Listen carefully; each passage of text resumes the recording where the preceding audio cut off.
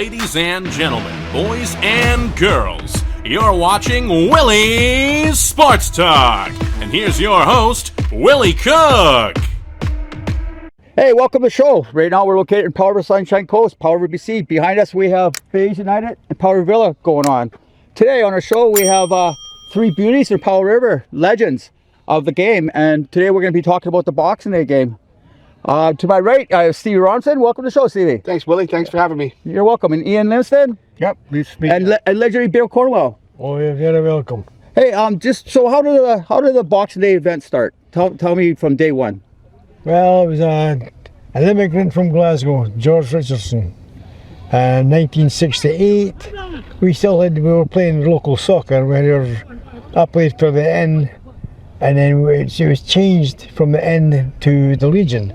George Richardson had this idea of having a tournament at the weekend, Boxing Day tournament.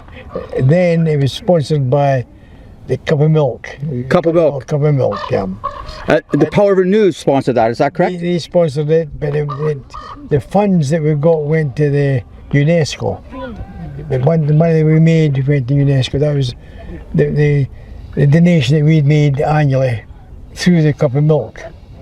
The Cup of Milk started in '68, and I think, going by the shield here, it was the Slimming Braves. Yeah, they won a couple of years in a row at the beginning. Well, they were one of the best teams in Powder River, one of the best teams in BC. Talking about inductions, that Slimming team should be inducted into the Hall of Fame, I tell you. Nice. Ian, do you have anything to say about this? Or Mr. Stevie Ronson? Pretty well the same as what Bill was saying. I didn't come to town till '70, and the first one I played in was in 1971, and it's probably the only game that I can remember that went to overtime, and it was sudden death overtime, like hockey.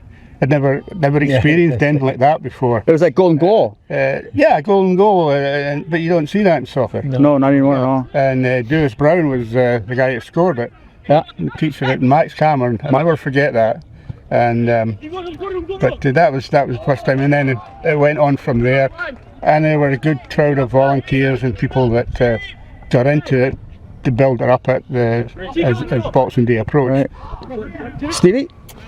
Yeah, then I got involved with the game when Stevie Steele had passed away. And then I took over as coach because Stevie Steele used to coach the team all the time. And I took over the team, and we had the senior men's soccer, and I picked about 4 or 5 guys. We had training sessions, and we trained hard, and we played Villa that year, and they were a really, really good club. And we ended up tying them 1-1, and there must have been 1,000 people here, and it was one heck of a game. Well said, Stevie. So is it true that Mr. Stevie loved his beers? Is that correct? Yeah, he loved his beers, that's for sure. Well, didn't seem to affect him on the field of play, though. So I think it's only fitting we have a beer have a little social for Mr. Stevie there. So come on, we have the beers, please. Thank you. I don't drink what I can. Oh, we got some Townsite Brewery. Oh, yeah. So do you have any stories on Stevie Steele? Oh, yes. Yeah, that's all we got. That's all we got. So this is a family show. So go ahead, let's hear your story. Well, Stevie, I always remember him. He was a midfielder, right? An old-fashioned inside forward, as we used to call him in the 60s. And I don't imagine any time seeing Stevie 20 yards on either side of the halfway line. That was his domain. The only time he was out of there was to take a penalty, and he took a lot of good penalties right in the corner of the net. Yeah. But Stevie dominated the middle. He played, he dominated, and he was that kind of player. Very clever, brainy. You know, he should turn on a dime, and he'd still have the ball, and then bring somebody into the play. Yeah. And that's what I remember as him on the field. So I don't know if you want to hear too many stories of him off the field, but no, that's a family show. You got a quick story about Stevie Steele? Quick story. I first met Stevie in 1966 at Port Alice. He was a tradesman, same as myself. And we started a soccer game up there. And Stevie, of course, got involved. He always had his case of beer with him, old style. Nice. Case of old style. But he was really a character. One thing I've got to tell you, I could never understand how Stevie could, the heaviest, biggest guy, and him could tackle, and Stevie come away with the ball. Yeah. Gordon Dick. Gordon Dick played with the bats. Big guy, strong. Yes. And got him and Stevie tackle. Stevie come away with the ball, and I couldn't understand it. And I read George Best's book, and George Best says he was exactly the same because he had perfect balance, and that's what Stevie had, perfect balance. That's what. Nice. Right. And Best was talking about Stevie, he was talking about himself. Cheers to Stevie Steele and George Richardson. Cheers, boys. Cheers, boys. And the Villa. So Stevie Robinson, you did a lot of work in the last 5 or 6 years, and for like getting sponsors. Do you have anything to say about that? Well, one day I was at the park here, and I met Bill and Ian, and they were having a conversation, and it looked like a pretty heavy conversation. I said to them, I says, "What are you guys talking about?" And they said to me, he says, "How can we make this game a little bit better? Because we've lost the senior men's, we've lost the senior ladies and stuff. So soccer wasn't dwindling. It was just we're losing leagues because we didn't have the players because people weren't around anymore. So they wonder how we could make it a little bit better. And right away, I'm not kidding you, within 3 seconds, I knew to myself how we make it better. We're going to honor these two boys and Alvio Camaro at the time, and that's what we did. We honored these guys because the service these men have put into soccer is absolutely incredible. They paved the way for a guy like me to take over, to help put into I feel very passionate of what we're doing. We've raised a lot of money.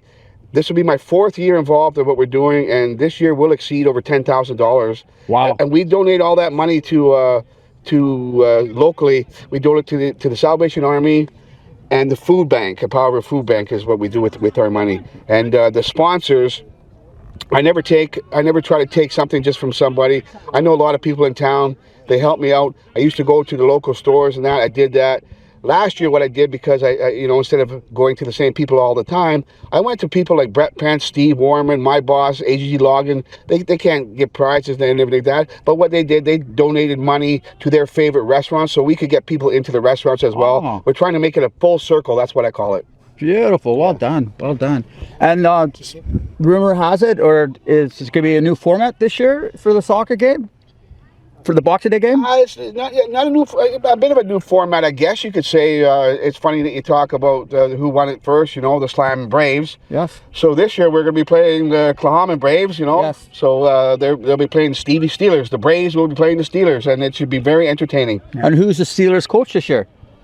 The Steelers coach would be Dave McMaster and what's his name there? Lee Illis would be the two coaches. Lee Illing. Yeah. And go ahead. I was going to say that's interesting. Stevie mentioned the Steelers, because then when the team that would always be like the Boxing Day game, quite often it would be whoever had won the league that way would play an all-star team and an all-select team. But when Stevie passed away, and a couple of years later, they started using I forget whose jerseys they were, but they got printed on Stevie Steelers. Yes. So in other words, it was an honour for Stevie, and that's why it's now called the Stevie Steele Boxing Day charity game, right? Yep. And that's how that came about, and it's just something that's a permanent honour to Stevie. So that's how they got the jerseys, Stevie Steelers. Nice. Do you have any comments? Anything you want to put in? No, at this moment I've got to think. I guess it's a bit harder, Bill. No, it's we've certainly got a lovely day for this game today, and we've got a game here, 9 against 11. 11 we're in the 11, the 9 are holding their own. We never scored a goal yet.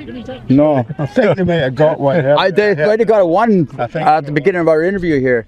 So for us closing out, I really appreciate you guys' time, and I think the most important thing is I like the idea, to tell you the truth, having the Braves coming in, because it's going to bring the rivalry back and more passion, and you'll get more fans out. And the most important thing is for the Salvation Army and the food bank. So please, if you like to sponsor this event, who would be the contact? I would say Dave McMaster. Yes. He's a good contact, and myself at my own phone number, and And Powder Villa, I imagine, too, as well. Powderville as well. And the last note, I guess you guys heard about Powder Villa got inducted to the BC Soccer Hall of Fame. Any notes on that? Well, my first thought it's a well-deserved honour, and 51 years now, being in a small town like this, and I've always said, it's always been a big theme of mine, that the best thing about it was that Villa have always travelled back and forward to Victoria and other teams on the island and never missed a game. They have never missed a game except for Consolation circumstances, things like that. Yeah. But and I think that's a great remarkable in itself. The only other thing I think about is all those guys that were behind Villa. You know, Jimmy McDonald, Harry Brown, Stu Ferguson, Eddie Howe, you know, all the guys at Big Elvio. Mikey Begill. Mike, you know, well, he's still with us, but I'm talking about guys that have basically passed on, eh? Yep. And they're not here to share in this honour. But, you know, they'll be certainly mentioned over a period of time. But so there's a massive amount of people that are involved in that this has been honoured for, not just the ones that are around today. But that's the ones I thought about too.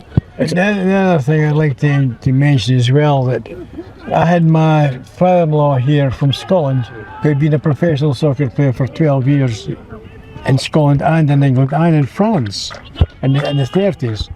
And I took him to a soccer game up here, you know, at Timberlane. And Larry Lou was playing that day, and he says, you know, he says, I could get a game for that boy in England or Scotland anytime. He was so good.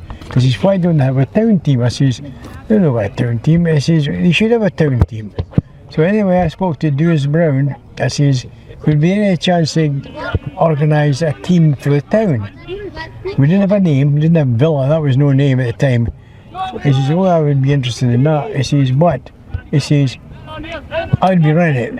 There'll be no committees. I says, oh no. I says, I says, there'll be a committee. This is going to be for the town, not just for the school. You know. This is anyway. It never came. And we had a guy here that went. In fact, he was the president of the local league. Roy Drury. Roy Drury had twin boys who both played soccer. So Roy, 3 years, went down to Victoria for the meetings, the general meetings, and tried to get the team in, and they couldn't get it. Nobody wanted to travel to Portrush. Nobody wants to travel to Portrush. And 3 times he went down, and finally they says, okay, Portrush can have a team. They'll be in 3rd division.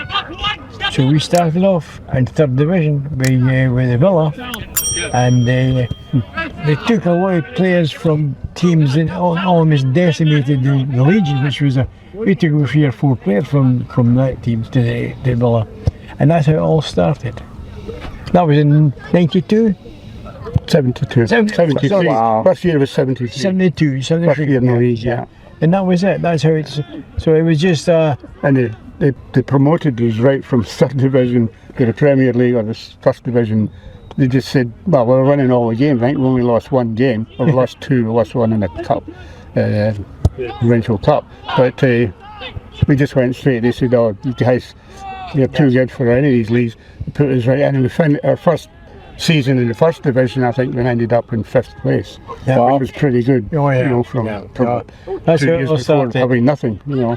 So the team has went on from there, thanks to all these guys I mentioned, and you know, that's where we're at today. Well, I'd like to say from Willie Sports Talk, thank you for taking your time and doing this. And most important, please show up for Boxing Day game for the Stevie Steele Memorial.